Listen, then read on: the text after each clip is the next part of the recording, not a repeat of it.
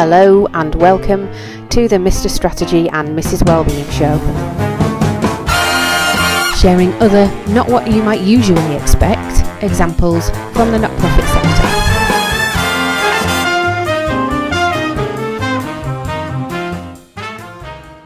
So, hello awesome humans, and welcome to episode 4 of Mr. Strategy and Mrs. Wellbeing. First of all, thanks for all the brilliant feedback that we continue to get on the show. I think the last episode with Simon Blake really cheered a lot of people up. Absolute mega human, and we were really chuffed that he came on board. Also, a massive thank you to Fundraising Everywhere for their ongoing support in keeping this podcast going and for powering it.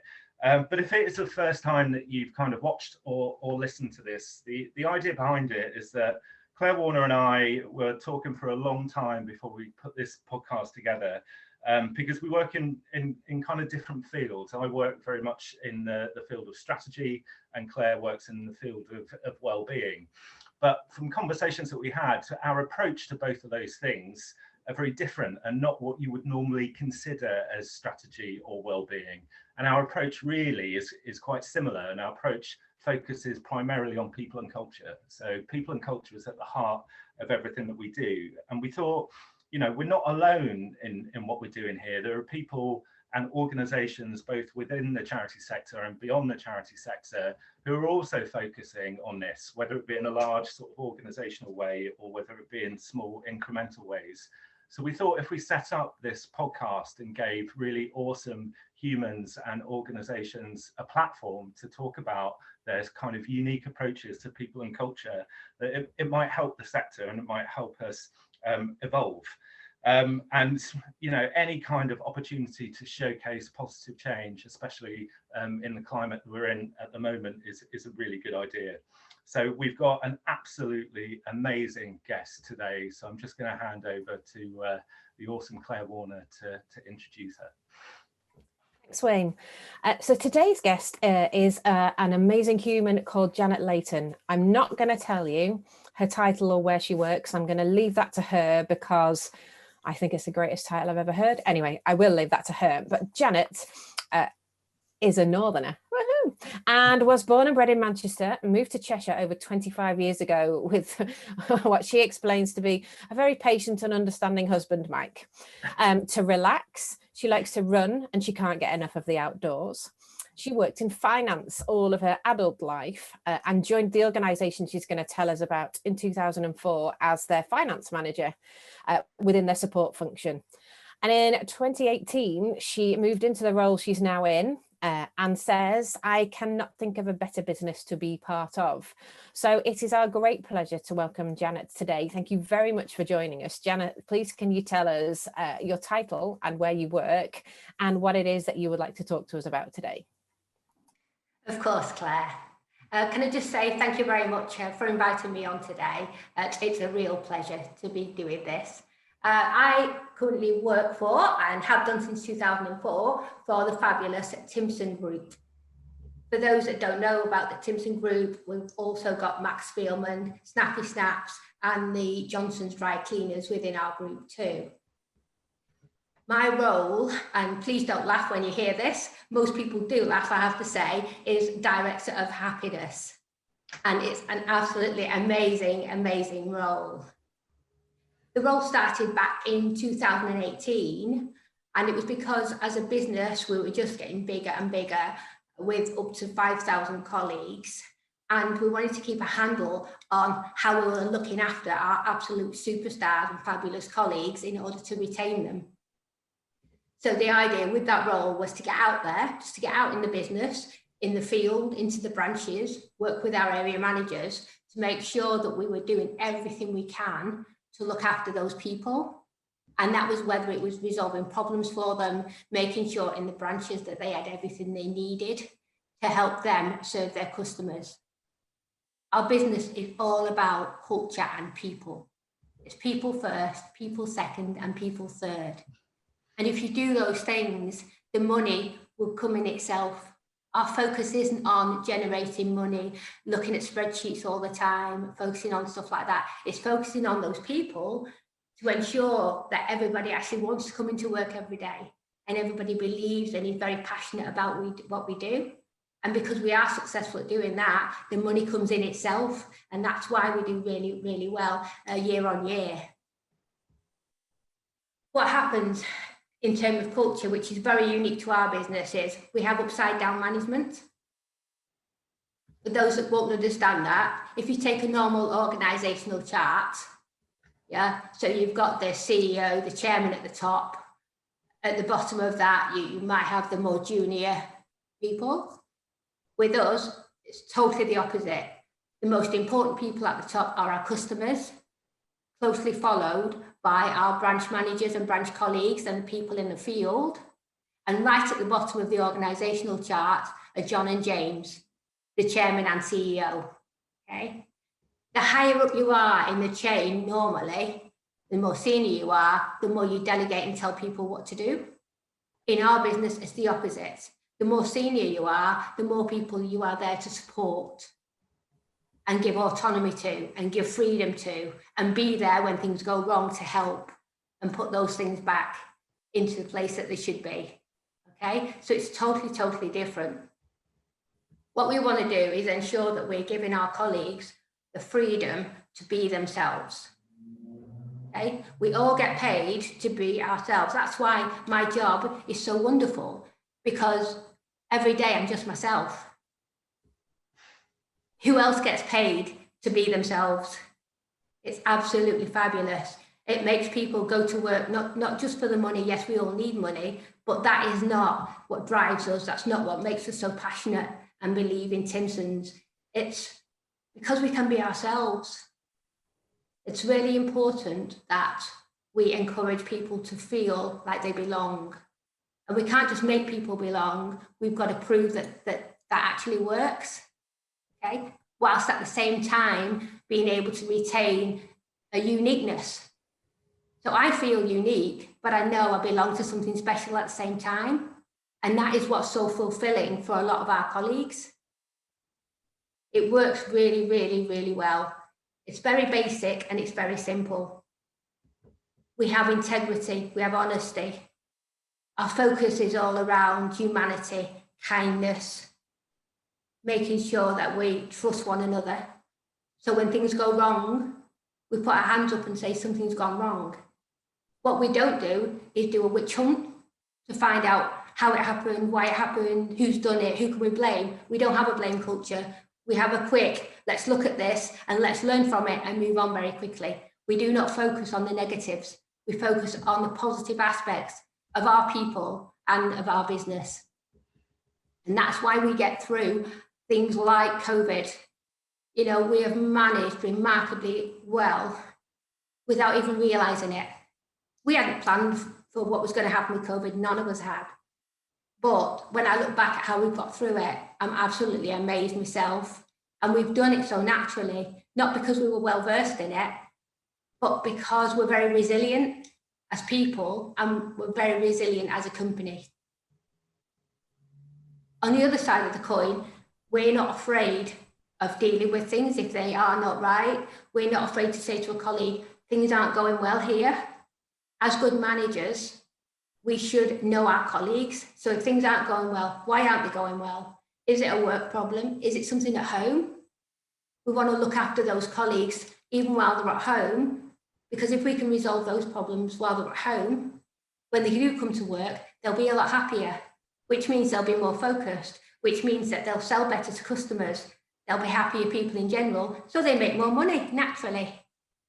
But we need to put that time and effort in to make sure that our colleagues are happy.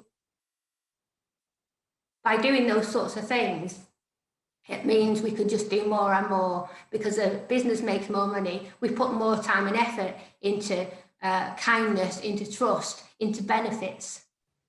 We have an endless array of benefits, and we're always looking for new ones. So we will have, any colleague will have their birthday off. Okay.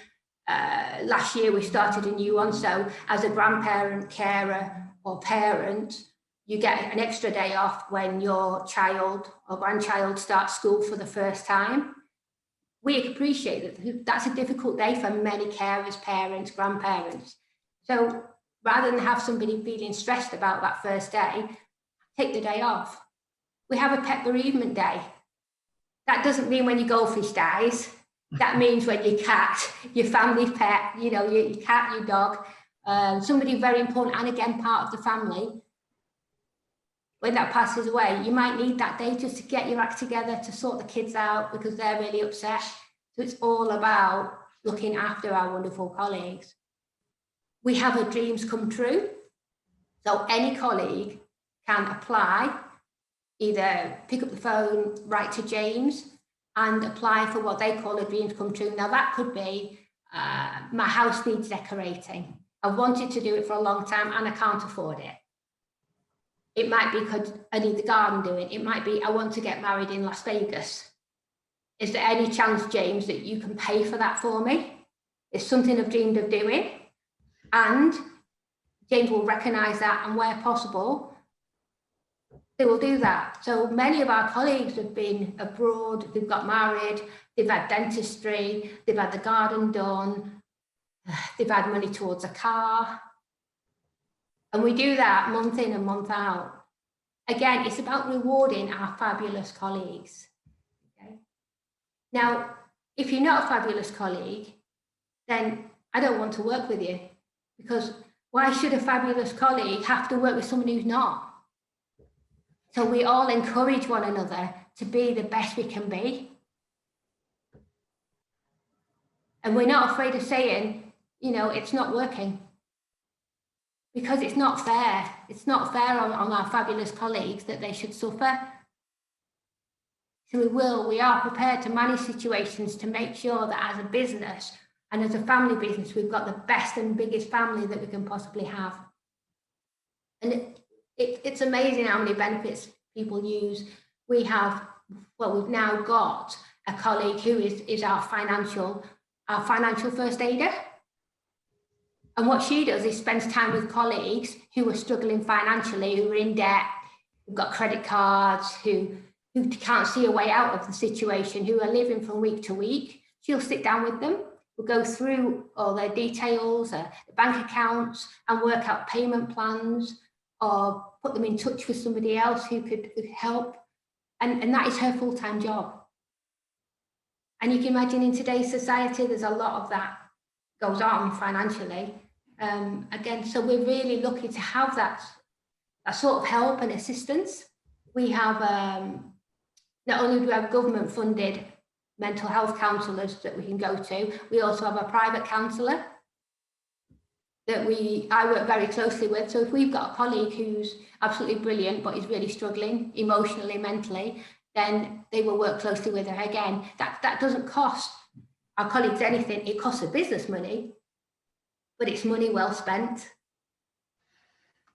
So you can see the sort of benefits, and they're just a couple. It could be a wedding car. We have a driver who will drive one of the wedding cars to the wedding. Obviously, it's all free of charge. You know, pick up the family on the way. We make those days very, very special. But in doing so, it's about making them unique to that person. So what we don't do is just say every year everyone gets a bottle of wine. It doesn't work like that. It's about what makes that colleague tick. And again, as a good manager, you should know what matters. And again, it works really, really well. The amount of people that will often send emails saying, I can't thank you enough for doing this or for doing that. On Christmas Eve, I spent a good few hours looking for a brand new oven for somebody whose oven had just broken. And she was cooking dinner for everybody. And that was quite a mammoth task. Getting that sorted on Christmas Eve was not easy. We didn't want the colleague to suffer. And so we got that sorted and got the oven there and got it installed, and it was all sorted. And it's things like that, going out of our way to make sure that we do those things.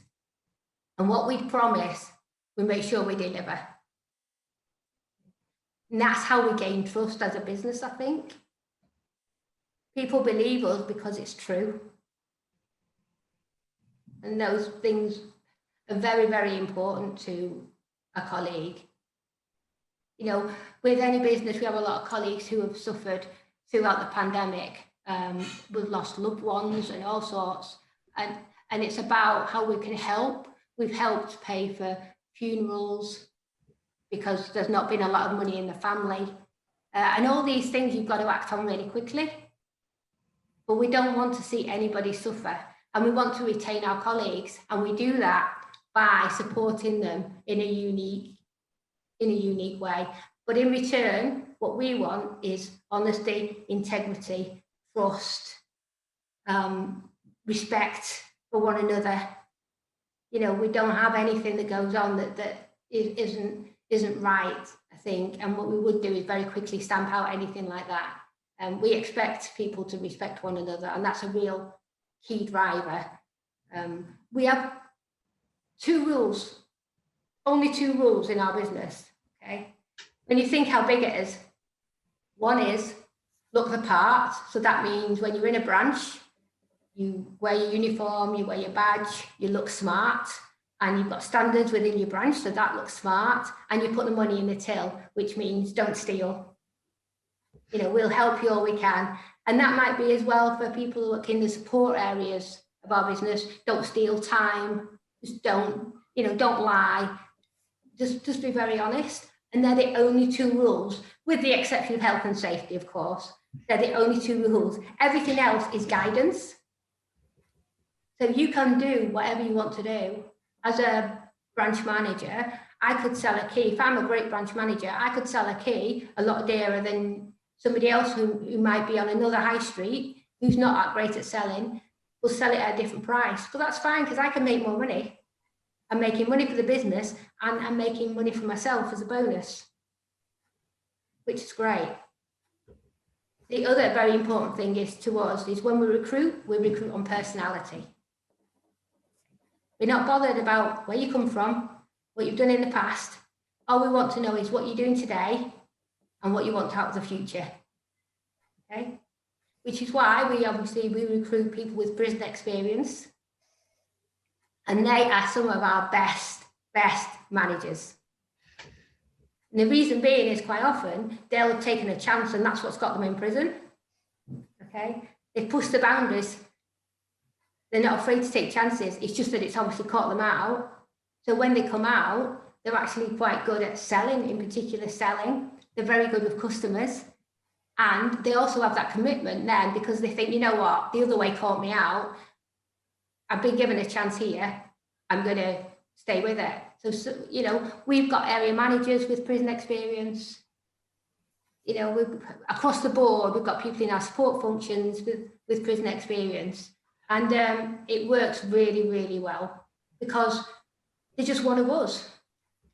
I don't know when I travel to work who sits next to me, but I do know that somebody's come straight from prison. So at least you know. And the only two types of people we don't recruit from prison are sex offenders, just because we want to make sure we're going to look after our colleagues. And secondly, are arsonists, but that's because we can't get insurance. And that's the only reason. So again, we've got a proper, real diverse of types of colleagues. The only reason we look at a CV is for your name and your telephone number so we can contact you. The rest is down to you as a person, and have you got that right personality? We can train colleagues to do roles, but what we can't do is train an adult on their personality. It's just not going to work. So for us, that's why we've got a business that's full of really great personalities, and we're not all loud, and we're not all quiet, and we're not all serious, and we're not all funny. But there's something about us that bonds us together, that makes us real human beings that are part of something really, really special. And the Timson Group, you know, is really, really special. And I can't speak highly enough of it. I've been in the business, 16 years. It feels like about 3 minutes. You know, we all are given opportunities. And I think it's what you do with those opportunities in your life that get you where you are, and take those chances. And I think in our business, because we're very, we have a lot of empathy with our colleagues, each and every one of us. And in doing that, we encourage people to be the best they can be and push the boundaries. And we often have a saying that James will often say about we're just on the right side of panic. So if you think that, you know, most days you're just about on the boundary, it brings the best out in people, and that's how we work. So what we don't ever do is sit back and go, well, that's another year done. Oh, well, let's have a quiet year and do nothing. It's not like that. It's like, that's done. That was brilliant. Forget that now. Let's move on to the next thing. Very, very dynamic. And because James is very dynamic, the people around him are very dynamic. It gets you excited because it's such a wonderful place to be, and the people are so wonderful that are in it. It's just so exciting. It's not like a job. My role is not a job, it's a lifestyle, and a really important lifestyle, because I think looking after people, and I think we've all seen that change, especially in the last year, the importance of looking after people. Well, it's just paramount, and how we do it as well, that's paramount. I think engaging with people, keeping in touch with people, and communicating effectively, which is what a lot of business don't do. They expect things to happen, but they don't take that time out to say, hey, how are you feeling today? Are you sure you're okay? It's just normally it's a list of things to do. Have you done this? Are you doing that? When's that going to be done? It's not like that in our business. It's about taking that time to stop and say hi. And it brings in the money, you know, it does work really, really well. Brilliant. That's totally amazing. Totally amazing. I wanted to pull my cheeks down because all I was doing was grinning when you first started talking. It's right. Obviously, I have a million questions. How did it start? How did the putting the upside down structure and the putting people first, is that something that's come through the Timpson family? Because Timpson's has been run by the family, hasn't it? Or did it start with John and then move on to James, or how did it start? So I think it was about 25 years ago when John realised, so John's the chairman now, and so John, James's father, realised that upside down management would work. He's very strategic, so he's always planning for the future, as you can imagine. And brilliant guy, very intelligent and very, very down to earth. And again, that makes a massive difference in any business. When the people at the top are so down to earth, massive difference. So he decided that was the way forward. So much so that he went out into the field, as he often did, and started talking to the colleagues to say, what do you think of this? What do you think of upside down management? I think it would work like this. And basically did it from the bottom up, which was a perfect way of introducing it. Okay, so that started 25 years ago, and it's been growing ever since. We're on a journey. We'll always be on that journey. It's just at whatever point you're actually on the journey, and we'll always be moving forward with it. And James has obviously taken it on board. And because they're such a nice family as well, I think that helps, because it's bred into them. They believe in it, you know, it's part of their soul. So because they believe in it and they don't just say it, yeah, we see it in action day in and day out. John and James will be out and about in branches every day. Hi, how are you doing? Any problems? Anything I can do for you? And when they do say that and people say, actually, yeah, this doesn't work, or they'll pick up the phone straight away and say, can we sort this out, please? And it's sorted. So they react very quickly to those things. So yeah, it's been growing ever since. And obviously, James is now at the helm, and James has just grown and grown and grown and grown and grown. And James with kindness is key. You know, everything's about kindness and respect for one another, and doing kind gestures for others. So we have what we call random acts of kindness, whereby a colleague could be that somebody's come in, somebody's lost a family member, or they want to print some photographs off for them. So it might be that we give the customer a frame and say, that's from us to you. because we know things are very difficult for you at the moment. You know, free of charge, it could be anything like that. It could be somebody struggling with a car, so one of our guys will say, I'll come and help you with your car, don't worry, I'll get it going for you. It could be absolutely anything. And we encourage our colleagues to do a random act of kindness and tell us about it. So our colleagues will get in touch, basically, and shout about the great things they're doing. And then what we do in turn is we shout about it too, because we have what we call Timson Group News, which is a really nice weekly, you call it a newsletter. And it is a bit like a newspaper. And in that, every week, it's just full of great things that our colleagues are doing up and down the country, random acts of kindness, or generally doing things away from work, charitable things. So everyone gets to hear about the good stuff. The kindness is definitely the way forward, I think. And sometimes people think they confuse kindness with weakness. Yeah. Yeah, kindness is a real strength. It is, and it's something to be very, very proud of and hold on to. Our business wouldn't be where it is today without the kindness that's shown across the whole of the business with everybody, you know, with everybody involved. It's a journey that will be on forever. And it's a journey that we will keep moving forward with, and we'll keep implementing new things and better ways of doing stuff, introducing more benefits for our colleagues. And it's a great challenge and a great experience to be part of that. Fantastic.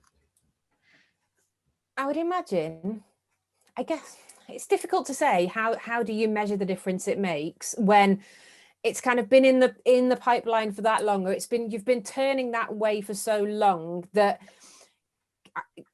you know 25 years ago is a bit ago, so that's a long time. But how do you measure that difference? How do you, or do you not, do you just say this is the way we want to be and this is the way we want to do it and this is the product we see in the end, and we're not bothered about, well, how much of sales gone up? Or do you actually measure what that difference is? No, the only thing we measure is happiness. Okay, so which is 100% true. So I said to you before, we don't have all these spreadsheets and we look month on month, the targets, things like this, because James isn't interested in those things. Okay. What he's interested in is how happy our colleagues are, so much so that in normal businesses, they often have an annual survey.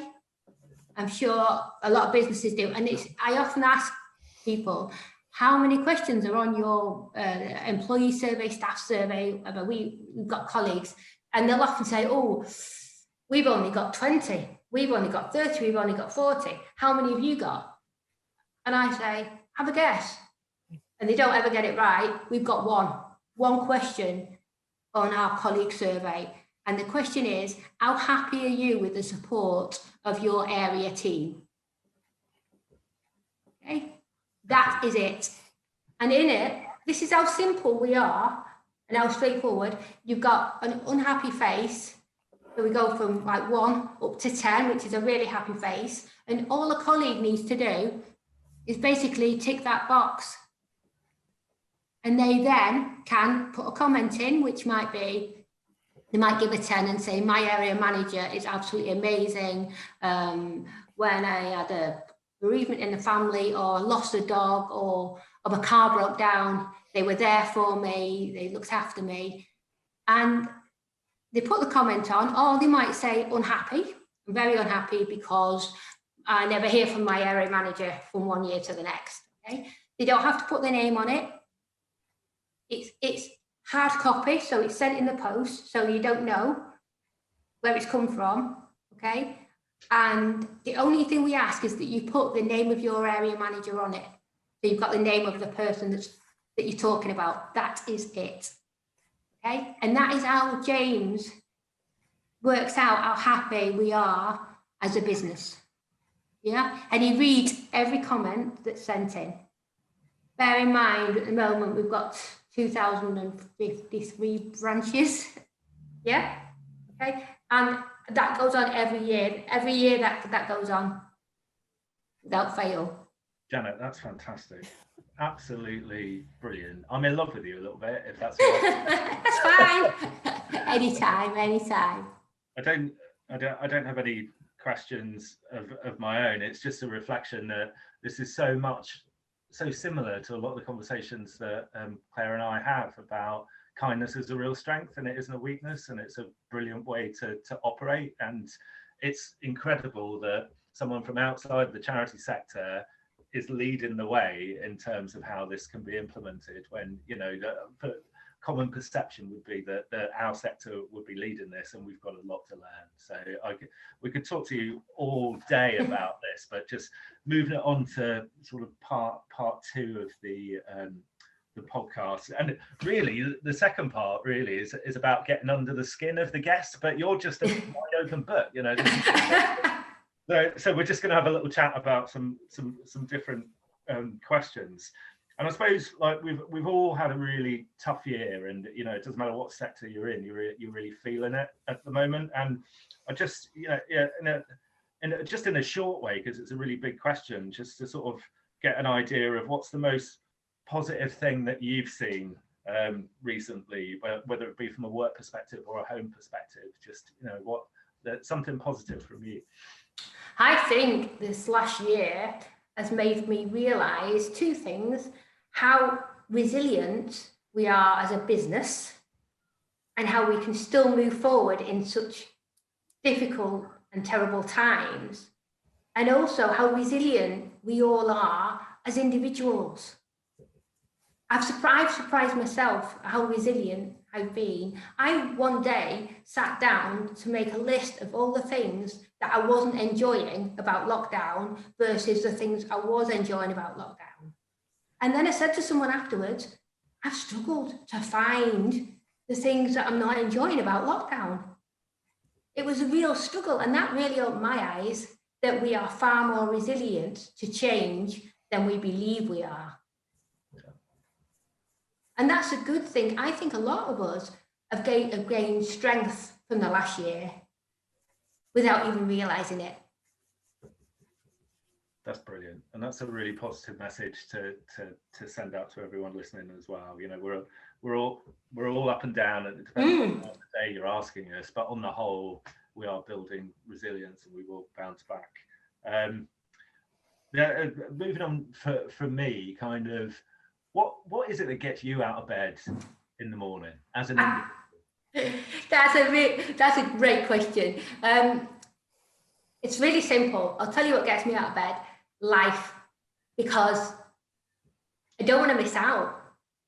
And funnily enough, only a couple of days ago, my husband Mike said to me, "You always wake up happy." Okay. And I said, that's because nothing bad has happened, has it? When you wake up in the morning, nothing has happened, so it can't possibly have gone wrong, can it? Even if it goes wrong later. So I always wake up really cheerful, and I want to treat every day like it could be the last one, because who knows? None of us are around forever. So, you know, I've just got that passion for life, whether it's being at home, being outdoors, going to work, meeting people. I see every day as a challenge and a new experience. Good or bad, I think experience is a great thing. Yeah, no, I couldn't agree more with that. And I think moving on from that, you've displayed such incredible humanity and happiness that I just want to flip that on its head for a minute and ask you, what is your, Janet Layton, what is your guilty pleasure? Oh, there are lots. I have to say, no, there are not that many. My guilty pleasure is definitely a really, really nice, good red wine. Yeah, the heavier the better. And seriously, chocolate. I'm not good, because the more chocolate there is in the fridge, the more gets eaten. And that definitely is. All that running you're doing, it doesn't matter, does it? No, but it does now. I wouldn't have to do so much if I didn't eat all the chocolate, would I? But no, I think chocolate and red wine are definitely one of my major weaknesses in life. I've got many weaknesses, but they're probably two of the major weaknesses I've got in life. I enjoy them. They are a real pleasure. Yeah. I'm with you on the red line. Right, Claire, over to you. Amazing. We'd like to hear, who are the amazing humans? Who are the people that are those beacons of light for you? Who are the amazing humans that you would like us to know about, or our listeners, watchers, whoever they may be? Who are the awesome humans you want to give a shout out to? I think the first one would have to be my late mother, just because she made me who I am. And she was very kind, generous, but very spirited person. Okay, and I think I learned a lot from her. And as you're growing up, you don't realise, do you? Because you think, I think age 10, she told me that I said to her at one point, you don't know anything because you're not 10. And I can just see me saying that to her. And so she taught me to respect people, I think, and have good manners. And as I've got older, I've really begun to appreciate, and I wish she was here now. She passed away before I started my role as Director of Happiness, but I know I could just imagine her, how happy and proud she would have been. So definitely, I think first my mother, and I think secondly, I've got to say Mike, my husband, for very different reasons, because he's learned over the years to expect the unexpected. He's very patient, he's very understanding, he's very caring, and he believes in me. I think that makes a big difference. And he's the one at night that you can come home to and say, I remember about probably 2 years ago coming home one night and saying, do you know what, I feel really unsparkled. And he got it because I was obviously tired, wasn't feeling great, and had the moment of madness. And he lets me just be who I am. And I think having somebody that still cares, even though you're not a perfect person, I think that makes a big difference, and they accept you exactly for who you are. So the other day I was dancing around the table after dinner with some music on, and for him it's just, she's dancing around the table. He calls me a lockdown lunatic. And I think he's right, to be honest. I think he's right. So those two people have made such a massive, I could shout out them for hundreds of people, but they've made such a massive difference to my life. And for that, I owe them everything. Amazing. Okay, the question that divides everybody: crumpets or muffins? Got to be crumpets. Got to be crumpets. Got to be hot, and got to be very well done. Got to be in the toaster at least twice the time limit that people normally do them. Otherwise, it's a fail. Doesn't work for me. And then the crumpet, is there? No. The supplementary question, I guess, to that is, because this really will divide us, what would you then put on that crumpet? It's got to be butter. Just butter. That is it. Nothing else. Nothing fancy, just butter. That's okay. Beautiful. You've kept both of us happy there. What, not a tiny bit of Marmite? No. Butter or nothing, not at all. No crumpet without butter, it doesn't work. Okay, and finally, and I also want to know whether you have actually ever done this, but if you had to sing one karaoke song in front of your entire organisation, what would it be and why? Firstly, let me just say I cannot sing to save my life. Okay, that is really, that's not necessarily a prerequisite for most people taking part in karaoke, though, is it? But even if I was drunk, I wouldn't be able to sing either. Okay. It would have to be, without a doubt, without a shadow of a doubt, Laura Branigan, Gloria. Without a doubt. Come on, that's a banger. It is. It's an amazing tune, isn't it? And I dare I challenge you now to not have that song going round your head the rest of the day. Do you know, I'm on it already. I'm going to do just that. After this recording, I'm going to bang that on full volume just for you. Nice one. Yeah, it's an amazing song. Definitely amazing.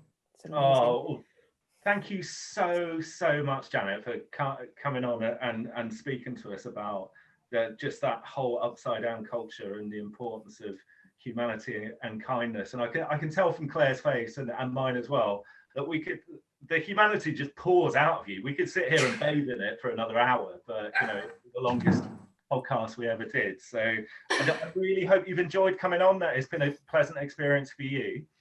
I've loved every minute of it, and I can't thank you enough. It's such a pleasure to be able to share the experience of kindness and how important it is in everyday life. It doesn't stop at work. It doesn't stop behind the office walls.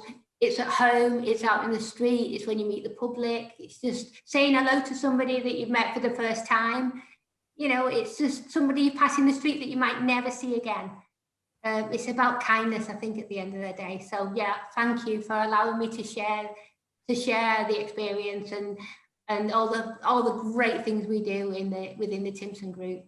Yeah, it's been amazing. Our pleasure. And I think, you know, for our listening audience who are predominantly in the charity sector, not only is there a lot of stuff for people to take away and kind of start to implement and start to influence, even if it's incremental, you know, little bits, little drops of kindness here and there, but what we've actually shown and what you've shown here is that this works.